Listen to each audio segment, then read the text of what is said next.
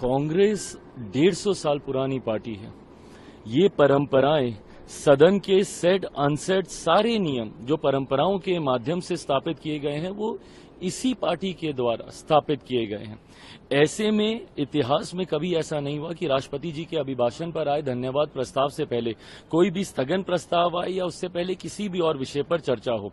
सबसे पहले राष्ट्रपति जी को जो दोनों सदन को संबोधित करती हैं उसके बाद धन्यवाद प्रस्ताव सर्वसहमति से सदन से पारित कर उनके पास भिजवाया जाता है और उसके बाद अब जिस भी विषय पर आप चर्चा करना चाहें सरकार चर्चा करने को तैयार है। ये बात डे वन ही चेयर की तरफ से भी कही गई थी। ऑनरेबल स्पीकर ने भी इस बात को प्रमुखता से कहा। आज केंद्रीय रक्षा मंत्री राजनाथ सिंह जी ने भी इस बात को प्रमुखता से रखने का काम किया। पर सिर्फ हंगामा करने के लिए आप हंगामा करेंगे जबकि नीट का विषय विपक्ष भी जानता है। सरकार के पास इसमें छुपाने के लिए कुछ नहीं है। सरकार का क्या लेना देना। बट हाँ, जो जानकारी सरकार के पास आई है सरकार का उत्तरदायित्व बनता है कि अपने हर स्टेक होल्डर से सरकार बात करे। इसमें कई बच्चे ऐसे हैं जो कि री एग्जामिनेशन के पक्ष में हैं, कई विपक्ष में हैं, कई नहीं चाहते कि री एग्जामिनेशन हो और ये दोनों पक्ष न्यायालय गए।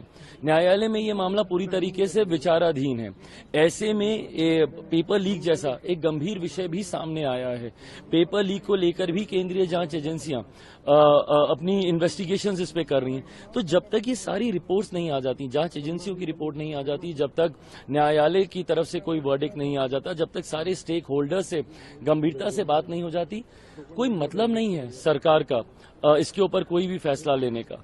मैं इस बात को मानता हूं और सरकार की तरफ से इस बात को पूरी गंभीरता के साथ मैं कह सकता हूं कि सरकार सही समय पर छात्रों के हित में उनके भविष्य को मद्देनजर रखते हुए सही फैसला लेगी। सर, क्रिमिनल लॉ पर जिस तरीके से जो इम्प्लीमेंट आज से है उसको लेकर जो विपक्ष कह रहा है कि री एग्जामिन होना चाहिए, शशि थरूर ने बोला कि इस पर प्रॉपर डिस्कशन होना चाहिए था, मल्लिकार्जुन खड़गे ने बोला कि बुलडोजर जिस तरीके से प्रणाली लाई गई वो हम बिल्कुल भी लाने नहीं देंगे, तमाम तरीके की बातें कही गई उस पर। भाई अंग्रेजों के जमाने का कानून इनको चलेगा, बट अपने देश में बने हुए कानून जो कि पूरी चर्चा के साथ बनाए गए हैं, सारे पक्षों के विचारों को सुनकर बनाए गए। इसमें तो इवन आम जनता से भी भाई कई ऐसी चीजें हैं जो नए प्रावधान इसमें जोड़े गए हैं। मॉब लिंचिंग वगैरह जैसी चीजों की धाराएं इसमें जोड़ी गई हैं। जिस तरीके से नाबालिगों के साथ दुष्कर्म जैसी और जिस तरीके से ऐसी घटनाएं होती हैं, इन तमाम चीजों को इसमें इनकॉर्पोरेट किया जा रहा है, उसको लेकर इन लोगों की चिंताएं हैं। बट वो 19वीं सदी के समय का कानून चल रहा था, वो इन लोगों के लिए ठीक है।